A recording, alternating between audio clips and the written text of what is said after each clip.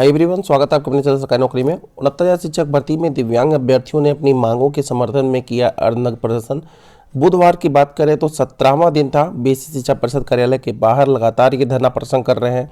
अभ्यर्थी की मांग वही है जो उनकी होनी चाहिए। जैसे SCRT पर इस समय संशोधन वाले अभ्यर्थी मांग कर रहे हैं, संशोधन वालों के भी बारे में बात करेंगे अभी। तो प्रदेश के विभिन्न जिलों से आए दिव्यांग अभ्यर्थियों ने अपनी मांगों के समर्थन में अर्धनग्न प्रदर्शन किया। क्या कहना था उनका यही कहना था कि 4% आरक्षण की अधिसूचना दिव्यांगजनों के लिए 2018 में जारी की गई थी, लेकिन इस भर्ती में केवल 3% आरक्षण दिया गया है। बहुत सारे ऐसे अभ्यर्थी हैं जिनका गुणांक अच्छा है, उच्च गुणांक वाले हैं, और इन्हें सामान्य श्रेणी में चयनित करने की बजाय इन्हें उसी दिव्यांग श्रेणी में चयनित किया गया है। किसी भी अगर आप श्रेणी के हों, सामान्य को छोड़ करके, अगर आप सामान्य तक का मेरिट लाते हैं, गुणांक लाते हैं, तो आपको सामान्य श्रेणी में आपका चयन किया जाता है। तो इस तरह न करके इनको उसी श्रेणी में छोड़ दिया गया। नुकसान क्या हुआ, उसमें सीटें कम थी, जिससे इनको कहीं सीटें नहीं मिल पाई, अधिक नंबर होते हुए भी। तो इस तरह अभ्यर्थियों के साथ जो गलत हो रहा है, अभ्यर्थी लगातार इसीलिए धरना प्रदर्शन दे रहे हैं। उसमें अभ्यर्थियों का एक मांग और है कि दृष्टिबाधित एवं श्रवण बाधित दिव्यांगजनों की जो बची हुई सीटें हैं, उसे चलन क्रिया बाधित अभ्यर्थियों से भरा जाए, और साथ ही जो सीटें बची हुई हैं, जो अन्य अभ्यर्थी अब उस पर चयनित नहीं हो पाए थे बैकलॉग की सीटों को, तो उनको जल्द से जल्द इसमें जोड़ दिया जाए। यही इस लाइन का कहना है, इस 2 लाइन में यही कहा गया है। और तमाम अभ्यर्थी अभी भी लगातार प्रदर्शन कर रहे हैं, और इनका कहना है कि जब तक मांग पूरी नहीं हो जाएगी हम लोग जाएंगे नहीं।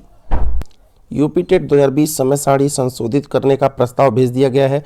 15 जनवरी के आसपास ऑनलाइन आवेदन शुरू हो सकते हैं। यूपी टेट पर शुरू से ही ग्रहण लग गया। जब से यह चलता है और जब तक हो नहीं जाता है, कोई गारंटी नहीं रहती है कब होगा कब नहीं होगा। तो अभी एग्ज़ाम जो फरवरी में कराने की बात चल रही थी, अब वो एग्ज़ाम मार्च में कराने की बात चल रही है।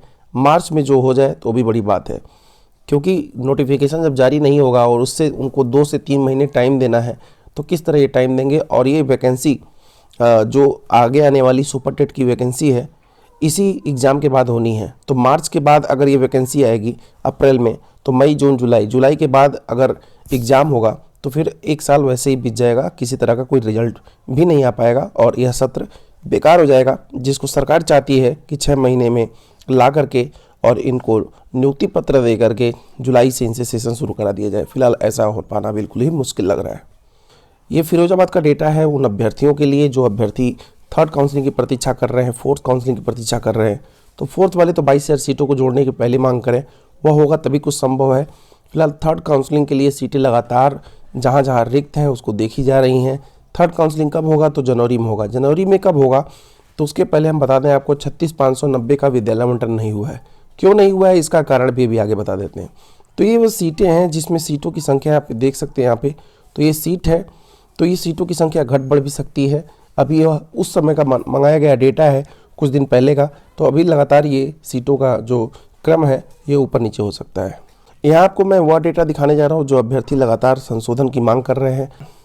क्या हो संशोधन, किस पर संशोधन ये लोग चाह रहे हैं, तो ये भी देख लीजिए। इन अभ्यर्थियों का डेटा है, या कोई अभ्यर्थी हैं, आगे नाम भी लिखा हुआ है।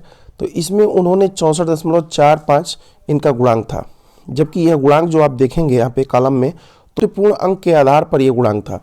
यानी कि इन्होंने गलती से भर दिया था तो ये गुणांक बन रहा था, और वास्तविक अंक के आधार पर गुणांक जो है 62.45 बन रहा है। जबकि उस कैटेगरी में, जबकि ये कैटेगरी भी आप यहाँ देख सकते हैं, पुरुष अनुसूचित जाति की कैटेगरी है SC की, तो इसमें गुणांक जो 64.42 गया था, जिसमें क्या इनका चयन हो पाएगा, तो इनका चयन नहीं हो पाएगा, क्योंकि 64.42 गया था और इनका जो बन रहा है वो 62.45 बन रहा है, तो ऐसे नहीं हो पाएगा। नेक्स्ट में सबका अगर देखेंगे किसी का भी, तो इधर की कैटेगरी में अगर आप देखिए कि कितना गया है कट ऑफ, कितना गुणांक गया है, और इधर गुणांक देखेंगे तो सभी इससे ज़्यादा ही हैं। यानी कि गलती से अगर ज़्यादा भर भी दिया तो उतना डिफरेंस करने पर, घटाने पर, यानी कि जो गलती हुई है, फिर भी अगर आप गुणांक से ज़्यादा हो रहे हैं तो आपका चयन हो जाएगा। तो ऐसे संशोधन मान्य है, किए जा रहे हैं। ये भी नहीं किए जा रहे थे, लेकिन काफ़ी होल के बावजूद संशोधन किया गया। और अन्य अभ्यर्थी जो संशोधन के लिए धरने पर बैठे हैं, उनसे बात की गई थी कि आपको 2 दिन में जवाब दे दिया जाएगा। अभी तक जवाब कुछ नहीं मिला है। फिलहाल जैसे ही जवाब मिलेगा आपको चैनल के माध्यम से बताया जाएगा। उन अभ्यर्थियों को जवाब जरूर मिलेगा और संशोधन उनका भी होगा, लेट सवेर, क्योंकि मानेंगे ज़रूर, क्योंकि अभ्यर्थी अपने जगह बिल्कुल वैलिड है। तो यहाँ देख सकते हैं आप 36,590 की नियुक्ति के लिए कुछ और प्रतीक्षा करनी होगी। ये तैनाती जो है अटकी हुई है, क्यों अटकी हुई है? अभी अंतर जनपदीय ट्रांसफ़र चल रहा है।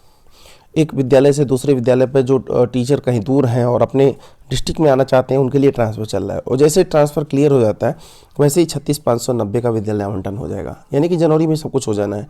36,590 का विद्यालय आवंटन होने के बाद तुरंत थर्ड काउंसलिंग के लिए सारा शेड्यूल जारी कर दिया जाएगा और थर्ड काउंसलिंग हो जाएगी। 22,000 सीटों को जैसे आप जुड़वाने की मांग करेंगे, याचिका वगैरह पड़ी गई है, आपको मैंने सुप्रीम कोर्ट के स्क्रीनशॉट्स वगैरह दिखाए ही उसके वेबसाइट्स के द्वारा। तो 22,000 सीटें जैसे जुड़ेंगी, फोर्थ काउंसलिंग के लिए भी डेट डिक्लेयर कर दिया जाएगा। ये कब होगा? तो आप मान के चलिए कि जनवरी की लास्ट तक आपको ये कुछ ना कुछ इस पर क्लियर फैसला मिल जाएगा कि 22,000 सीटों पर काउंसलिंग कब तक होनी है, क्योंकि थर्ड काउंसलिंग होते विद्यालय आवंटन होते होते खुद ही जनवरी लगभग बिता देंगे ये। तो फिलहाल अभी के लिए बस इतना ही। धन्यवाद।